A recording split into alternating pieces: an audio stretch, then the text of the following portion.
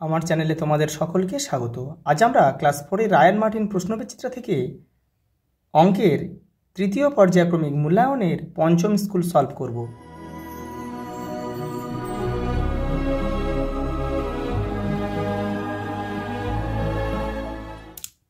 দেখো প্রথম প্রশ্ন, দেখো শূন্যস্থান পূরণ করো।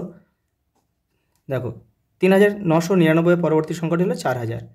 দেখো 700 গুণ 80, তাহলে এটা সংক্ষেপে করবে কী করে? 8 আর 7 6 আসছে কত? আর 7 আসছে 56 লিখে দাও। আর কটা শূন্য আছে? 1 2 3, তিনটে শূন্য বসিয়ে দাও, হয়ে যাবে। পরেরটা দেখো 5 সপ্তাহ 4 দিন সমান কত দিন? তাহলে আমরা জানি 1 সপ্তাহ মানে 7 দিন, তাহলে 5 সাথে 35 আর 4 39 দিন। দেখো এই বলি সংখ্যাটিতে 8-এর স্থানীয় মান কত? তাহলে 8 কোথায় আছে? দেখো 8-এর পরে কটা সংখ্যা আছে? দুটো সংখ্যা, দুটো শূন্য দিয়ে দাও, 800। আর প্রকৃত মান কিন্তু 8। পরেরটা দেখো বলছে এই সংখ্যাগুলি দ্বারা গঠিত 4 অঙ্কের সবচেয়ে ছোট সংখ্যা কত? তাহলে ছোট সংখ্যা মানে কি? ছোট থেকে বড় সাজাতে হবে, কিন্তু সবচেয়ে ছোট শূন্য, কিন্তু শূন্য আগে দিলে কিন্তু সেটা 3 অঙ্কের সংখ্যা হয়ে যাবে, তাহলে হবে না। তাহলে সবচেয়ে ছোট গিয়ে 3-এর, দেখো 3 রয়েছে, 3-এর পরে তোমাদের শূন্যটা দিতে হবে, তারপরে 4, তারপরে 5। পরেরটা দেখো বলেছে 12-এর সাথে কত গুণ করলে 72 হয়? তাহলে এটার সঙ্গে একটা ভাগ করে দাও। দেখো 6 বারং 72, 6 করলে হয়ে যাবে। পরেরটা দেখো 4342 মিলিমিটার সমান কত মিটার কত মিনিট? তাহলে আমরা জানি 1000 মিলিমিটারে 1 মিটার, তাহলে এখানে 1000, তাহলে দেখো এখানে 4, তাহলে 4 মিটার সমান 342 মিলিমিটার।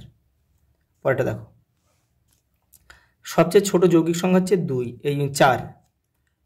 2 অঙ্কের সবচেয়ে বড় মৌলিক সংখ্যা কি? 97। দেখো 40 ঘন্টা 50 মিনিট সমান কত মিনিট? তাই 4 ঘন্টা 50 মিনিট সমান কত মিনিট? তাহলে 1 ঘন্টা সমান 60 মিনিট।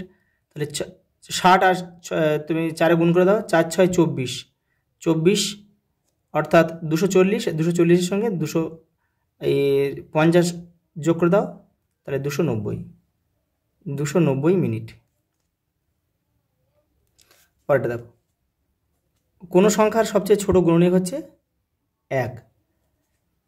6 ও 8-এর একটি সাধারণ গুণিতক 24।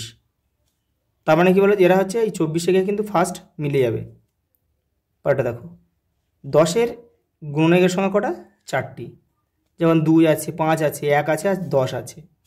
পরেরটা দেখো কোনো সংখ্যা 9 দ্বারা বিভাজ্য হলে তা অবশ্যই 3 দ্বারা বিভাজ্য হবেই। 50-এর পরের মৌলিক সংখ্যাটি কত? 51 মিলে যায়, 52 মিলে 53, 53কে ভাঙা যায় না, 53। পরেরটা দেখো দুটি সংখ্যার গরিষ্ঠ সাধারণ গুণনীয়ক 1 হলে তাদের পরস্পর মৌলিক সংখ্যা বলে। লুডোর ছক্কা হলে একটি ঘনকের উদাহরণ। একটি আয়তঘনকের 6টি তল আছে।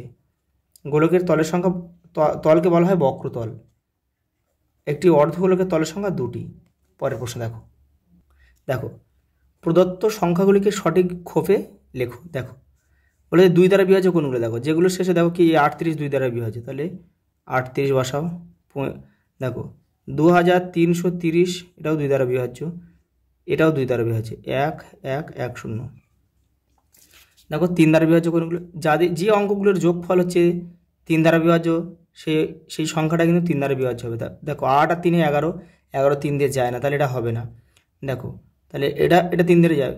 দেখো 5 আর 4 9, তাহলে 9 3 দ্বারা বিভাজ্য, অর্থাৎ এটা কিন্তু 3 দ্বারা বিভাজ্য হবেই। দেখো 3 3 6 7 8, তাহলে 8 3 দ্বারা যায় না, অর্থাৎ সংখ্যাটা কিন্তু 3 দ্বারা যাবে না। দেখো 1 2 3, এই 3 আর 0 যোগ করলে 3, তাহলে 3 কিন্তু 3 1 3, তাহলে এটা কিন্তু 3 দ্বারা বিভাজ্য হবে। 1 8, দেখো 3 1 4 1 5, এটা 3 দ্বারা যাবে না। দেখো 5 দ্বারা সংখ্যা কোনগুলো বিভক্ত? যে যার শেষে 5 আছে আর 0 আছে, তাহলে দেখো 45, আর কি এটা 0 রয়েছে, এটা হবে 2 3 3 0, আর কোনটা আছে? এটা 1 1 1 0। দেখো পরের সংখ্যা, দেখো পরের অঙ্ক দেখো গুণনীয়ক। আচ্ছা গুণনীয়ক নির্ণয় করো, কি 25 আর 48 দেখে নাও। দেখো এই যে 25-এর গুণনীয়ক দেখো, আর এই যে 48-এর গুণনীয়কগুলো দেখে নাও। পরেরটা দেখো সরল দিয়েছে, 4 দাগের কয়েক যে সরল আছে, সরলটা দেখে নাও।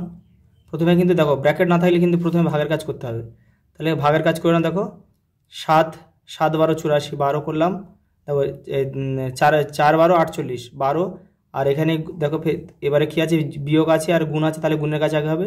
7 12 84, 84 84 মিলে গেল, বিয়োগ হয়ে গেল, এই শূন্য হয়ে গেল। দেখো কী আছে পরেরটা দেখো।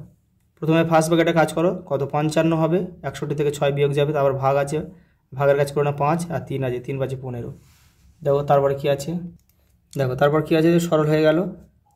মৌলিক উৎপাদকে বিশ্লেষণ করো, 18 আর 30। এই দেখো 18 আর 30, এই যে ভেঙে দিয়েছি, দেখে নাও।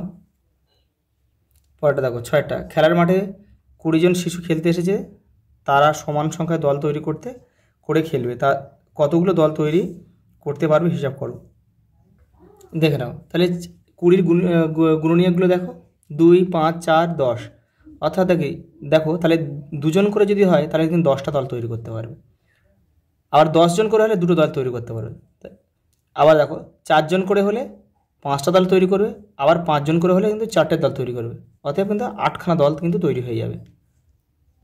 পরেরটা দেখো, 14টি টুপির দাম এত টাকা হলে একটি টুপির দাম কত, তাহলে এটা ভাগ করতে হবে।